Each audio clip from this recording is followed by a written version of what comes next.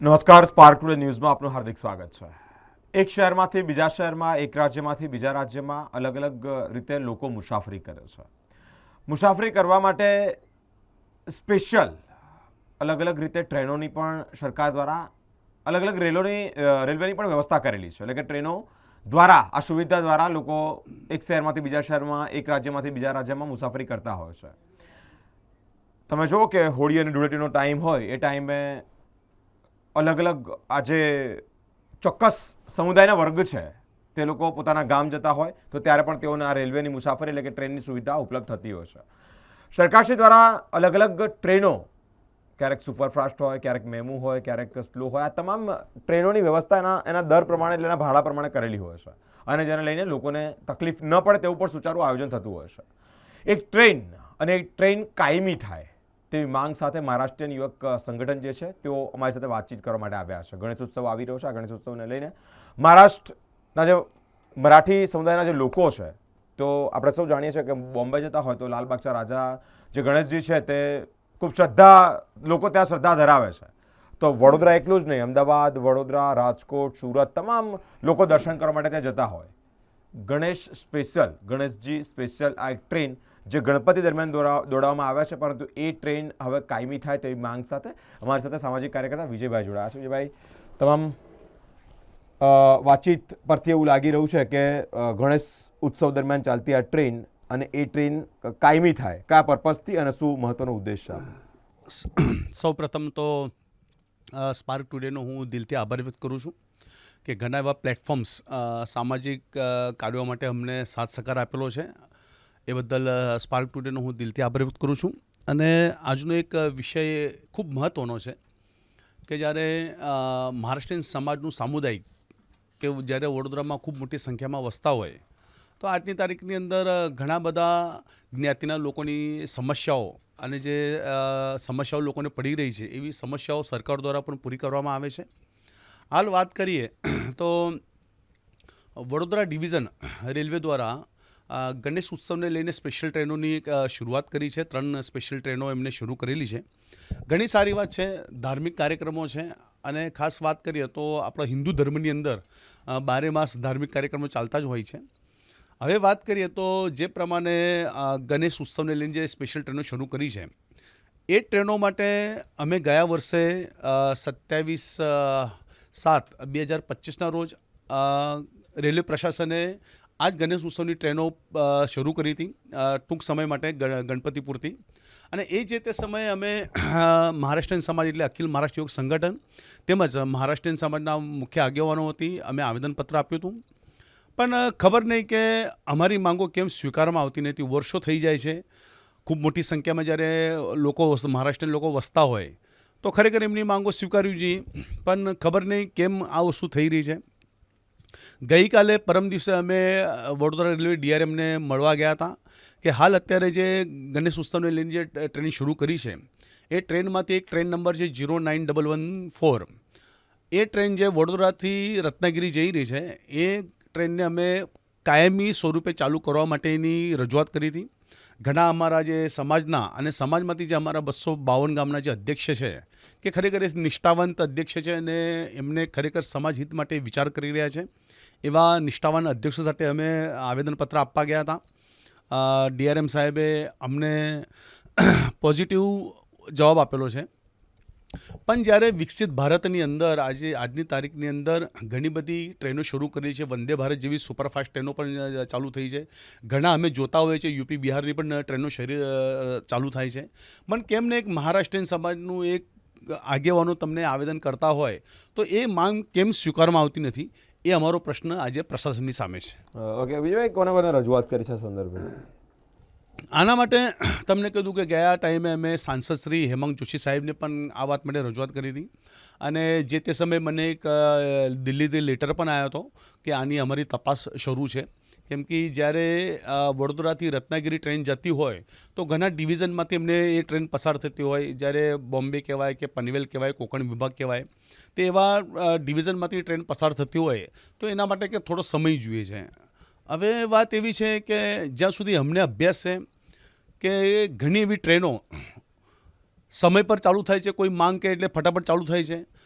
કાં તો પછી મારા મનમાં એક એવી શંકા આવી રહી છે કે વડોદરા શહેરની અંદર આજની તારીખની અંદર કોઈ પ્રતિનિધિ કરવાવાળો વ્યક્તિ કે અમારી વાત ઉપર પહોંચાડવાળો વ્યક્તિ કોઈ છે નથી, એટલે અમારી માંગ પૂરી થતી નથી. જ્યારે સમાજના લોકો તમને આવેદન આપતા હોય, વર્ષોથી એમની માંગો સેવા કરતા હોય, તો એ માંગ કેમ સ્વીકારવામાં આવતી નથી? બીજું તમને કહી દઉં કે ફક્ત ગણેશ ઉત્સવ જ કેમ, આજની વાત તમને કહી દઉં કે કોકણ વિભાગની અંદર જો વાત કરીએ તો ધૂળેટી હોય, હોળી ધૂળેટી હોય, દિવાળી હોય, પછી ગણેશ ઉત્સવ હોય, તો કન્ટિન્યુટી બધા તહેવારો આવતા જ હોય છે. તો તમે પર્ટિક્યુલર એક જ સમય કેમ ફોકસ કરો છો? આજની તારીખની અંદર તમને કહી દઉં કે મારુસાગર એક્સપ્રેસ કે જે શુક્રવારે રાતના અહીંયા આવે છે, એ ટ્રેનની જ્યારે બુકિંગ કરવાની વાત આવે, જ્યારે બુકિંગ વિન્ડો શરૂ થાય તો વિધિન 5-10 મિનિટની અંદર એનું બુકિંગ પેક થઈ જાય છે, એટલે બુકિંગ મળતું નથી. આ એક પ્રશ્ન છે. બીજો પ્રશ્ન કે અત્યારે વાત કરીએ તો વડોદરા એક્સપ્રેસની અંદર ઘણીવાર એવું છે કે 10-15 દિવસ પછી બુકિંગ મળતું નહીં. ઘણા લોકો જનરલ કોચની અંદર પ્રવાસ કરતા હોય, તો જ્યારે તમે કોઈ પણ વસ્તુ પ્લાનિંગ કરો છો તો એનું સર્વે કરો.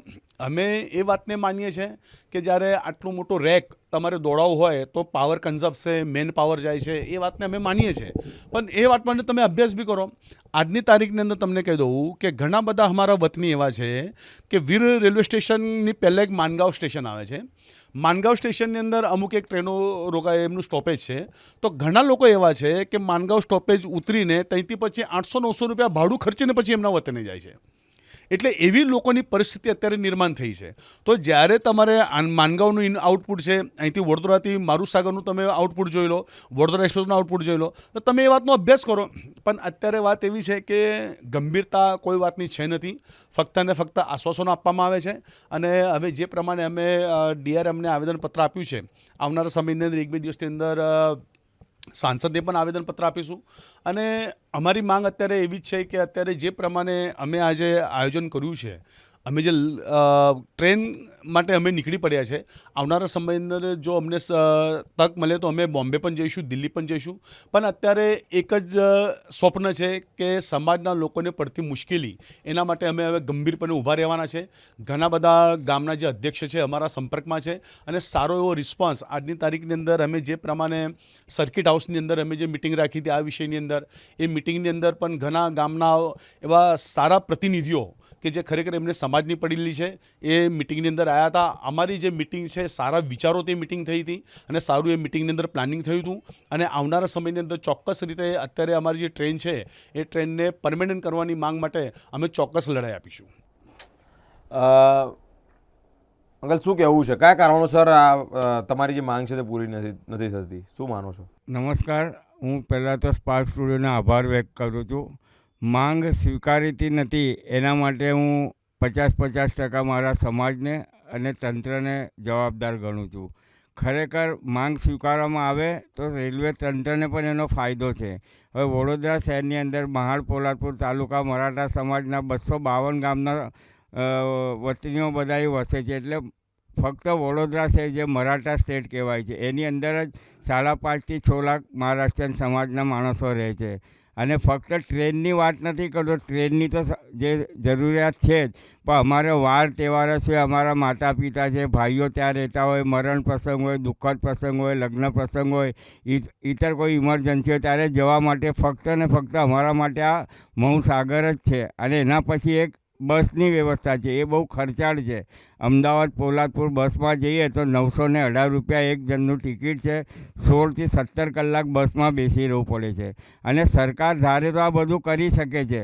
એટલે અમારા મહારાષ્ટ્રીયન સમાજની એક જ માંગ છે કે જે અત્યારે ગણપતિ સ્પેશિયલ તરીકે જે તમે 3 ટ્રેનો શરૂ કરી છે, બહુ સારી વાત છે. પણ તહેવાર પૂરતી કેમ એને કાયમ કરી આપો તો મહારાષ્ટ્રીયન સમાજ અહીંથી વડોદરાથી રત્નાગીરી સુધી જઈ શકે. એમને ત્યાં સ્ટોપેજ નજીક પડે. દાખલા તરીકે માનગાંવ છે, માનગાંવ પછી વીર છે, વીર પછી કરંજળી છે, ખેડ છે.